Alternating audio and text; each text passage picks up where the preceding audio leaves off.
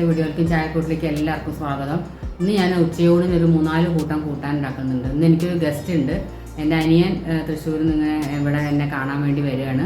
അപ്പോൾ അതിന് വേണ്ടിയിട്ട് ഞാൻ കുറച്ച് 2 കൂട്ടാനൊക്കെ കൂടുതലായിട്ട് ഉണ്ടാക്കുകയാണ്. അപ്പോൾ 3-4 കൂട്ടം കൂട്ടാനിൽ ഉണ്ടാക്കുന്നുണ്ട്. അതെന്തൊക്കെയാണെന്നുള്ളത് നിങ്ങളോടും കൂടി ഒന്ന് പരിചയപ്പെടുത്താമെന്ന് വിചാരിച്ചിട്ടാണ് ഞാനിപ്പോൾ വീഡിയോ എടുക്കുന്നത്. അപ്പോൾ നമുക്ക് വീഡിയോയിലേക്ക് പോവാം.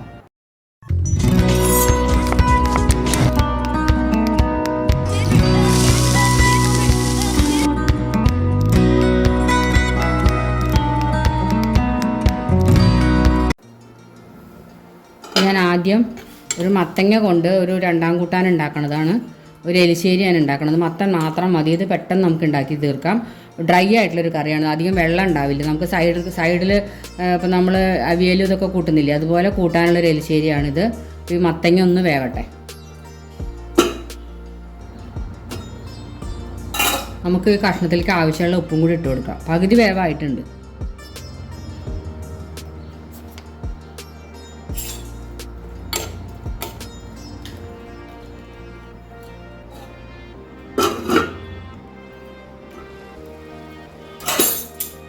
നമ്മുടെ മത്തനൊക്കെ നല്ലോണം വെന്തിട്ടുണ്ട്. ഒന്ന് ചെറുതായിട്ടൊന്ന് ഉടച്ചു കൊടുക്കുക. എന്നിട്ട് ഞാൻ തേങ്ങയും ജീരകവും കുറച്ച് മുളക് പൊടിയും കൂടി അരച്ച് വെച്ചിട്ടുണ്ട്. അത് ഇതിലേക്ക് ചേർത്ത് കൊടുക്കാം.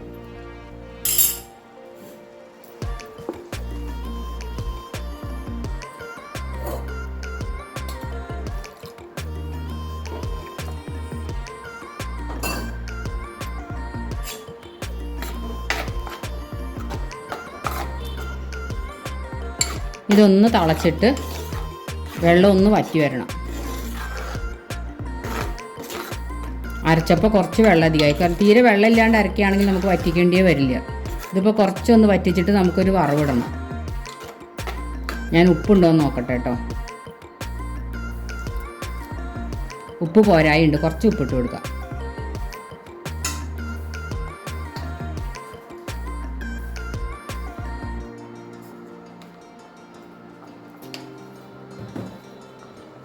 ഈ മൺചട്ടിയിൽ ഇരുന്നാൽ തന്നെ കുറച്ച് കഴിയുമ്പോൾ ഒന്ന് വറ്റിക്കോളും ഉച്ചയാകുമ്പോഴത്തേക്കും. എന്നാലും ഒന്ന് തിളച്ചിട്ട് കുറച്ചൊന്ന് വെള്ളം കുറഞ്ഞോട്ടെ. തീ നമുക്ക് ഹൈ ഫ്ലെയിമിൽ തന്നെ ഇടാം. അത് വെള്ളമൊക്കെ കുറേ വറ്റിയിട്ടുണ്ട്. ഞാൻ അടുപ്പ് ഓഫ് ചെയ്തിട്ട് ഒരു തേങ്ങ കൂടി വറവിടണം. ഇത് മൺചട്ടിയിലായതുകൊണ്ട് ഉച്ചയാകുമ്പോഴത്തേക്കും വെള്ളം വറ്റിയിട്ട് കുറച്ചും കൂടെ കട്ടിയാവും. അപ്പോൾ ഞാൻ തീ ഓഫ് ചെയ്യാണ്. ഇനി നമുക്ക് ഇതിലേക്ക് ഒരു വറവിട്ട് കൊടുക്കാം. കുറച്ച് വെളിച്ചെണ്ണ ഒഴിച്ചിട്ട് നമുക്ക് വറവിട്ട് കൊടുക്കാം.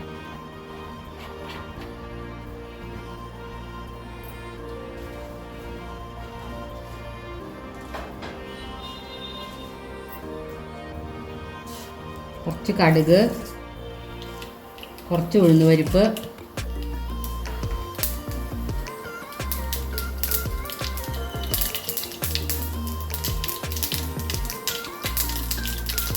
രണ്ട് വറ്റൽമുളക്,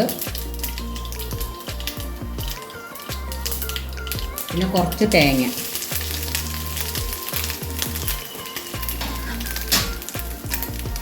പിന്നെ കറിവേപ്പില.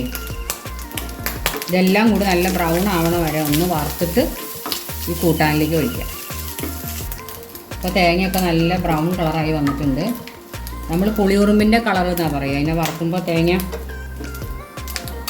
നമുക്കിതിലേക്ക് ഇട്ട് കൊടുക്കാം.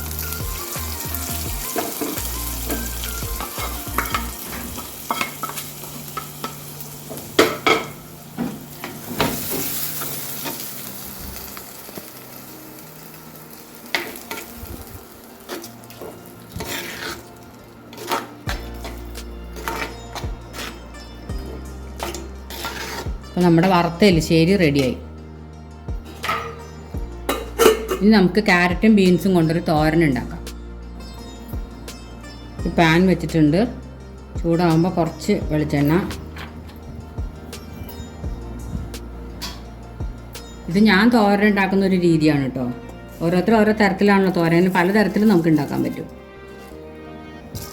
ഇത് ഞാൻ ഉള്ളി ഇടാണ്ടാണ് ഉണ്ടാക്കണത്. ഇതൊന്ന് പൊട്ടി വരട്ടെ. അപ്പോൾ കടുകൊക്കെ പൊട്ടി വന്നു. ഉഴുന്നുപരിപ്പിൻ്റെ ഒക്കെ കളർ മാറി. നമുക്കിനി നുറുക്കി വെച്ചേക്കണം ക്യാരറ്റും ബീൻസും. ക്യാരറ്റ് ഞാനൊന്ന് ചോപ്പ് ചെയ്തെടുത്താൽ കേട്ടോ, ചോപ്പറിലിട്ടിട്ട്. ബീൻസ് പിന്നെ നുറുക്കിയെടുത്തു ചെറുതായിട്ട്. ഇനി വെള്ളമൊന്നും ഒഴിക്കണ്ട. ഇത് ഉപ്പും മഞ്ഞൾപ്പൊടി ഇട്ടിട്ട് നമുക്ക് സിമ്മിലിട്ടിട്ട് അടച്ചു വെച്ചാൽ ആവിയിൽ തന്നെ വെന്തോളും.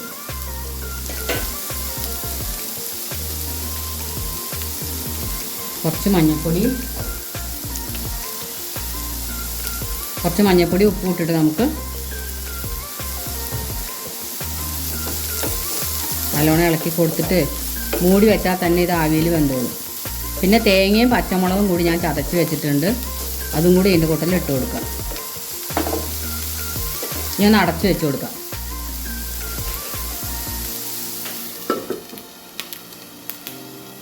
ഇനി നമുക്ക് തുറന്ന് നോക്കാം. ഇപ്പോൾ ക്യാരറ്റും ബീൻസും ഒക്കെ നന്നായിട്ട് വെന്തിട്ടുണ്ട്. വെള്ളമൊന്നും തീരെ വേണ്ട ഇതിന്. ക്യാരറ്റൊക്കെ നമ്മൾ പൊടിയായിട്ട് അരിഞ്ഞതാണല്ലോ, അരിഞ്ഞതല്ല ചോപ്പ് ചെയ്താണല്ലോ, അപ്പോൾ വേഗം വേവും. ഇനി നമുക്ക് തേങ്ങ ഇട്ട് കൊടുക്കാം. തേങ്ങയും ഒരു പച്ചമുളകും കുറച്ച് മഞ്ഞൾപ്പൊടി ഇട്ടിട്ട് ഞാൻ ഒന്ന് തിരിച്ച് വെച്ചതാണ്.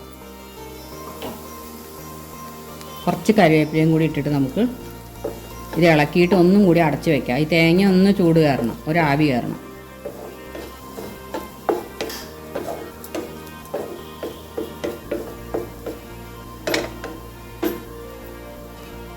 ഒരു മിനിറ്റ് ഒന്ന് അടച്ചു വെച്ചാൽ മതി. തേങ്ങയും കൂടി ആവി കയറി എല്ലാ ടേസ്റ്റും ഒന്നിച്ച് വരും.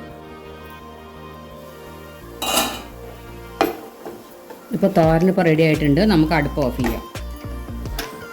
ഇനി ഞാൻ ഒരു സ്പെഷ്യലായിട്ട് മോര് കാച്ചിയതാണ് ഉണ്ടാക്കണേ. അതിൻ്റെ പണി നോക്കാം. അപ്പോൾ മോര് കാച്ചാൻ പോവാണ്. അതിന് കുറച്ച് വെളിച്ചെണ്ണ ഒഴിച്ച് കൊടുക്കാം. ആദ്യം ചട്ടിയൊക്കെ ചൂടായിട്ടുണ്ട്.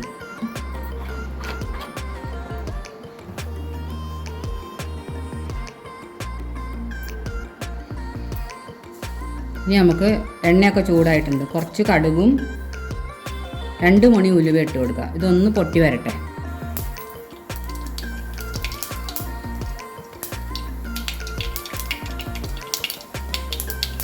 കടുക് ഉലുവയൊക്കെ നല്ലോണം മൂത്ത് വരുന്നുണ്ട്, കടുക് പൊട്ടുന്നുണ്ട്.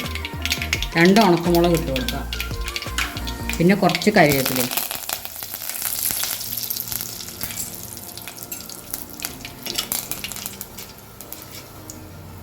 പിന്നെ ഞാൻ കുറച്ച് ഇഞ്ചിയും പച്ചമുളകും അരിഞ്ഞ് വെച്ചിട്ടുണ്ട്. ഒരു പച്ചമുളക് ഇട്ടിട്ടുള്ളൂ. നമ്മൾ മുളക് പൊടിയും ഉണക്കമുളകൊക്കെ ഇടുന്നതുകൊണ്ട് എരിവ് അധികമാവാൻ പാടില്ലല്ലോ. അതിന് വേണ്ടി ഞാൻ പേരിന് ഒരു പച്ചമുളക് ഇട്ടിട്ടുള്ളൂ, ഒരു ടേസ്റ്റ് വരാൻ വേണ്ടി മാത്രം. പിന്നെ വെളുത്തുള്ളി വേണ്ടവർക്ക് ഈ സമയത്ത് 2 വെളുത്തുള്ളി അല്ലിയും ചെറുതായിട്ട് നുറുക്കി ഇതിൻ്റെ കൂടെ ഇട്ട് കൊടുക്കാം.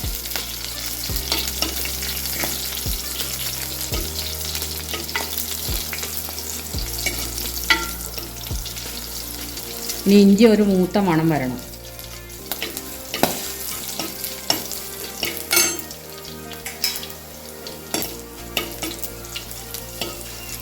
ഇഞ്ചിയൊക്കെ മൂത്തിട്ടുണ്ട്. നമുക്ക് കുറച്ച് സവോള അരിഞ്ഞ് വെച്ചിട്ടുണ്ട്, അത് ഇട്ട് കൊടുക്കാം.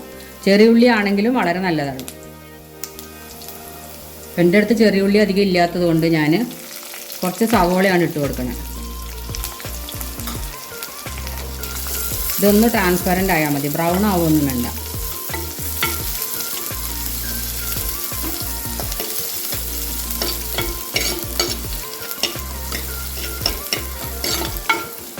എല്ലാം കൂടി മൂത്തിട്ട് നല്ല മണമാണ് വരണത്.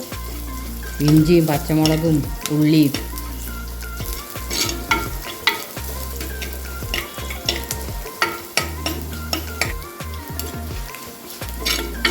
അപ്പോൾ സവോള ഒന്ന് വാടിയിട്ടുണ്ട്. നമുക്കിനി തീ സിമ്മിലിട്ടിട്ട് പൊടികൾ ഇട്ട് കൊടുക്കാം. മഞ്ഞൾപ്പൊടിയും മുളക് പൊടിയും മാത്രം മതി.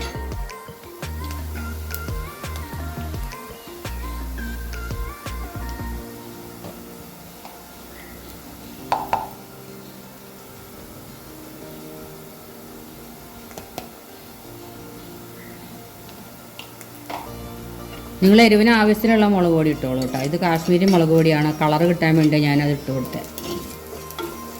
ഇനി കുറച്ച് വെള്ളം ഇതിലേക്ക് ഒഴിക്കാം.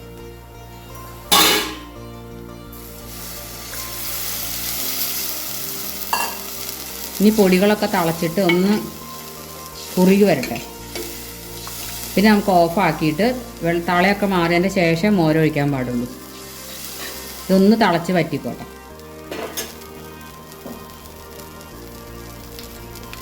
അപ്പോൾ മോരും കൂടി ഒഴിക്കുന്നതിലേക്ക് ആവശ്യമായിട്ടുള്ള ഉപ്പ് നമുക്ക് ഇട്ട് കൊടുക്കാം.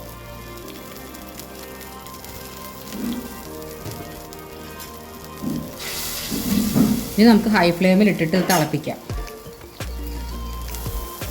ഇത് നല്ലോണം തിളച്ചിട്ടുണ്ട്. നമുക്ക് ഇപ്പോൾ ഉപ്പ് നോക്കണ്ട, നമ്മൾ മോര് ഒഴിച്ചതിൻ്റെ ശേഷം നമുക്ക് ഉപ്പ് പാകാക്കിയാൽ മതി. അപ്പോൾ നമുക്ക് തീ ഓഫ് ചെയ്യാം. ഇനി തളയൊക്കെ പോയിട്ട് ചെറുതായിട്ടൊന്ന് തണുത്തതിൻ്റെ ശേഷം നമുക്ക് മോര് ഒഴിച്ച് കൊടുക്കാം.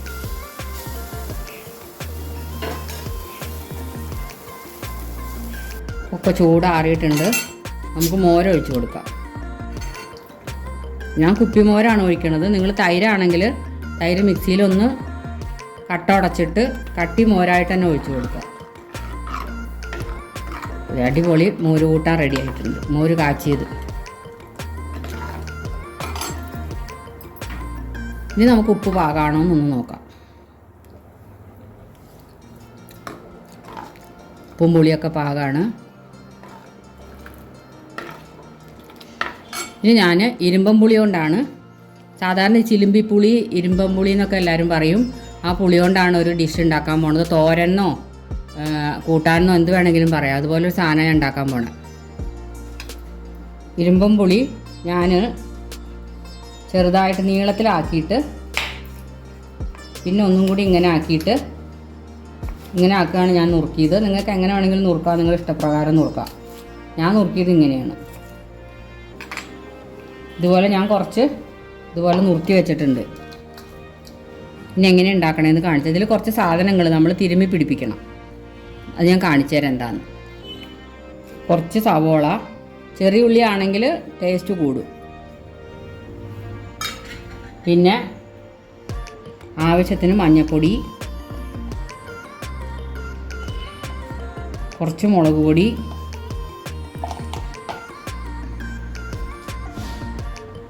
ഇതിലേക്ക് ആവശ്യത്തിനുള്ള ഉപ്പ്,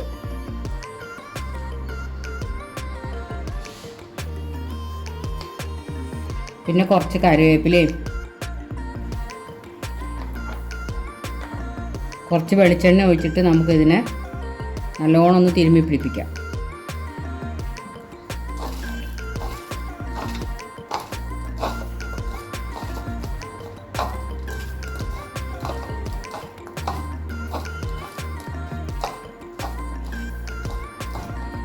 ഇനി അധിക സമയം വെക്കുകയൊന്നും വേണ്ട. നമുക്ക് അടുപ്പ് കത്തിച്ചിട്ട് ഇത് അടുപ്പത്തേക്ക് മാറ്റാം. അപ്പോൾ ചട്ടി ചൂടായിട്ടുണ്ട്. നമുക്കിതിലേക്ക് ഇട്ട് കൊടുക്കാം.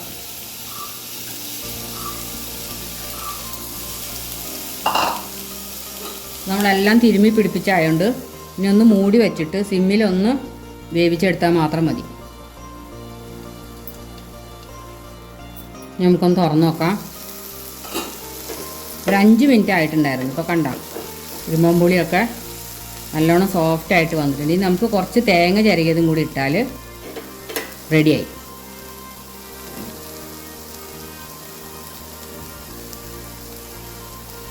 അധികം തേങ്ങ വേണ്ട.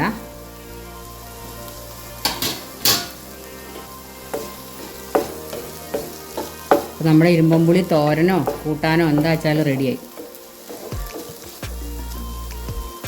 ഇനി നമുക്ക് അടുപ്പ് ഓഫ് ചെയ്യാം.